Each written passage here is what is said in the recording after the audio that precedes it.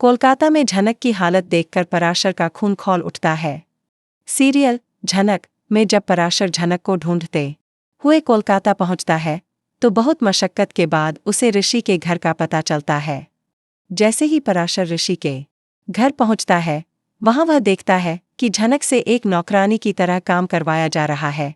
झाड़ू, बर्तन, सफाई, सब कुछ। यह देखकर पराशर का खून खौल उठता है।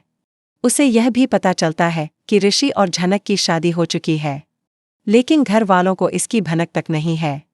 यह सुनते ही पराशर का गुस्सा फूट पड़ता है। वह कहता है, अगर तुम अपने घर वालों को सच्चाई नहीं बताना चाहते थे तो मत बताते, लेकिन इसका मतलब यह बिल्कुल नहीं कि तुम झनक को नौकरानी बना दोगे। गुस्से में पराशर ऋषि की कॉलर पकड़ लेता है और उसे झकझोर देता है। दोनों के बीच जोरदार बहस छिड़ जाती है। ऋषि भी गुस्से में जवाब देता है, लेकिन तभी घर वाले वहां आ जाते हैं और सब चौंक जाते हैं। पराशर कहता है, आप सबको सच्चाई जाननी चाहिए। झनक कोई नौकरानी नहीं है, यह ऋषि की पत्नी है।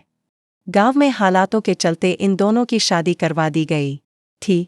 अगर मैं वहां होता तो ऐसा कभी नहीं होने देता, लेकिन अब जब शादी हो चुकी है तो झनक को इस घर में उसका हक मिलना चाहिए। ऋषि चुप रहता है। तभी पराशर धमकी देता है, अगर तुम्हें झनक को पत्नी की तरह स्वीकार नहीं करना है तो ठीक है, लेकिन मैं उसे यहाँ नौकरानी बनाकर नहीं छोड़ूंगा।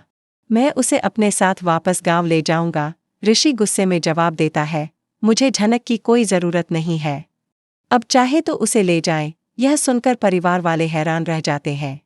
अब उन्हें सच्चाई का अंदाजा हो जाता है कि ऋषि और झनक सच में पति पत्नी हैं। घर वाले ऋषि को दो टूक सुना देते हैं, जब तक तुम झनक से अपनी शादी को लीगली खत्म नहीं कर लेते तब तक तुम्हारी और मून की शादी इस घर में नहीं होगी। यह सुनकर ऋषि स्तब्ध रह जाता है। वह खुद को टूटता हुआ महसूस करता है, लेकिन जानता है कि अब उसे कोई बड़ा फैसला लेना होगा।